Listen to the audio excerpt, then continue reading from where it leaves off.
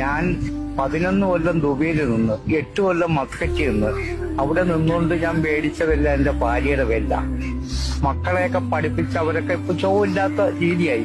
വീടൊക്കെ വെച്ച് ഞാൻ നാട്ടിൽ വന്നപ്പോ എന്റെ ബാലൻസ് ഇല്ലാന്നും ചൊല്ലി എന്നും ചെറിയ ചെറിയ വിഷയങ്ങളുണ്ട്. വിഷയങ്ങൾ മൂത്ത് വന്നപ്പോ ഞാനൊരു മനുഷ്യനല്ലേ, ഞാൻ പ്രതികരിച്ചു.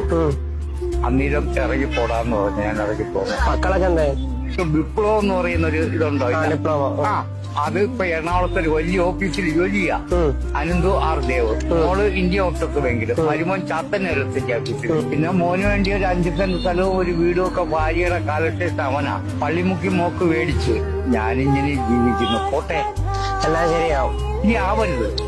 അവരുടെ ജീവിതം വളർന്നു വരണം. അങ്ങനെ അവരെടുക്ക പോരുത്. നിങ്ങളെപ്പോലുള്ള മക്കളില്ലേ എനിക്ക്. അപ്പൊ ശരി, പ്രാർത്ഥിച്ചാൽ മാത്രം മതി. നാളെ അവർക്ക് ഈ ഗതിയോടെ വരാതിരിക്കട്ടെ. ഞാൻ ശവിക്കത്തില്ല, പാടില്ല. ഉണ്ടോ? അങ്ങനെ ചെയ്യണോ? ഒരിക്കലും ഇല്ല.